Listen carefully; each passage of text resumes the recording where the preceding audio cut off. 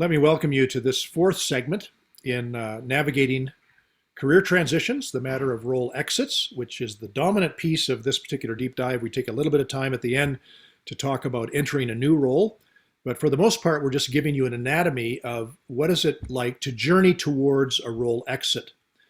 We provided this image that's over my shoulder, that it is a road to an exit ramp that often should take more time if possible, especially when we're the ones making the decision.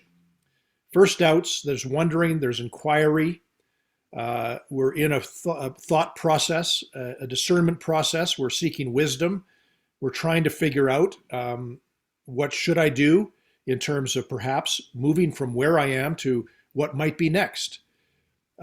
What's intriguing about this process is that the third point along, or the third kind of terrain, area of terrain in this road to the exit ramp, is what is called turning points.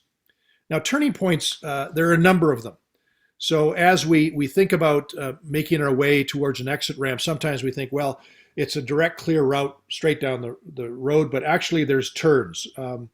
This is not the kind of road that we travel, usually towards a role exit. The turning points in the journey are a number. There's actually 5 of them that we deal with. The one is what we refer to as additive events. These are specific events that may not by themselves be significant in themselves, but they crystallize in the mind of someone thinking about exiting a role, and they crystallize in the mind the fact that a choice about an exit is coming nearer. The choice no longer, the choice about an exit no longer exists. A specific event may be as serious as the discovery of something that shatters your trust in the people you work with or the people you live with. Or it may be as simple as a conversation where it becomes clear in your mind that the situation you're in is not going to change. The dysfunction within where you're at is not going to change. And you begin to see the additive element of these events. The second element is what we often use this adage, the straw that breaks the camel's back. So this particular turning point is some event often occurs, and that some event is an event that maybe in the culmination of a long build-up period of doubting and questioning, something happens. An event that allows the individual to make a firmer decision about the exit. One example from EBAW's research was a clergyman, a Protestant minister, who had been questioning his commitment to his role for a long time. He was weighing the issue of things within his family, additive events, his children, his marriage. He felt his family was under constant scrutiny. He was on 24-hour call, which created conflicts within himself, conflicts with his spouse, with his family. He was on vacation, and a parishioner, while he was gone, accused him of some dereliction of his duties. And his superior, sharing the parishioner's complaint with him, was the straw that broke the camel's back.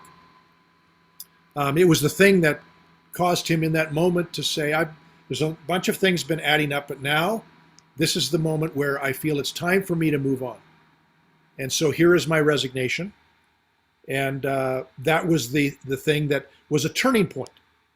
So it may be that additive events occur. There may not be a straw that breaks the camel's back, but that can happen. The third element is time-related factors. Now, time-related factors have to do with the time markers, which provide a kind of weighing of periods of life and periods in life, or opportunities that are available for a limited amount of time. You may be at a point where you realize that the clock is running. I don't have all the time in the world. And sometimes time markers create a need for a decision in an exiter's mind. In EBAW, again, in her particular research, subjects decided to change careers as they approached the age of 40. In another researcher study of Hutterite defectors, several decided to leave just prior to their baptism.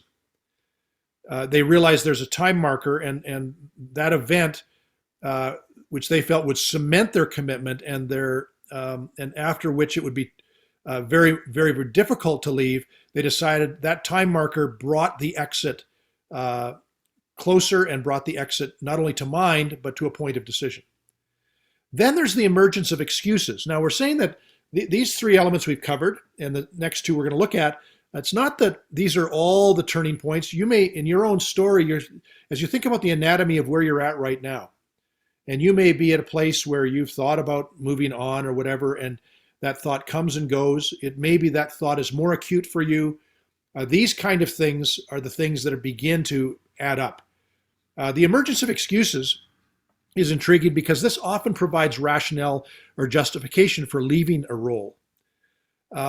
Several people who've been considering leaving their roles for a long period used a medical diagnosis or an injury that they suffered in the workplace or in their personal life as a reason to give to their families and friends in particular for leaving their roles. So excuses become something that serve as a lever to often justify or give rationale.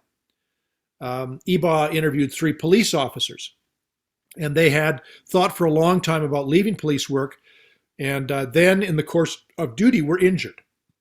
Being injured on duty and having to retire from police work was laudatory and removed the stigma of the exit. So you begin to realize that here's some of the issues we bring in by way of rationale. The final one is the weighing of alternatives. And this is perhaps in the turning points where you really get closer to that decision for a role exit. And these are often alternatives that are crisis points. And for some, and once again, Ebaugh talks about alcoholics told of facing the reality that they would either have to get help, stop drinking, or face serious consequences like serious injury, death, or losing jobs or loved ones. People in very, very difficult and abusive relationships face the same kind of weighing of alternatives. And so this factors in as well. These are all elements of the turning point reality. And so I'd encourage you to think about your own present career and vocational place, whatever the actual turning point. The primary reason that we are unable to continue in our previous role, there are certain things that begin to add up. This reason is then used to explain the exit to others. So often these are the things that we bring into the conversation, and to also cement in our own minds and thinking why it is that we're making this decision. And this is where we begin as well to gather the resources for the actual exit. 1 or 3/4 of people, there's one common occurrence common to about 3/4 of people who go through this process. Whether it occurred before or after these turning points, there was a period of time when subjects felt they were in midair, ungrounded, neither here nor there. When they took a long look back over the past and knew it was no longer an option, this adjustment period was easier for those who built bridges into a future role while in their present role. So this is liminality. This is liminal space. You begin to feel, while still at the role you're in, you begin to feel this kind of betwixt and between, which is the essence of liminality. And this is why the seeking of counsel and advice and the friendly kind of input from those who ask you good questions is it allows you in that liminal space to not enter into what is called liminal depression. Liminal depression is where you simply go into the kind of discouragement about where you're at. There is a way to make your way through liminality. You should not do it alone. Do it with others. Wrestle through these things and do a little bit of journaling about where perhaps these things are present for you. And we'll see you in the next segment, our fifth segment, where we take a look now at the final element of this journey to an exit point. So we'll see you in segment 5, and we'll dive into the next element that is present in this journey towards an exit ramp.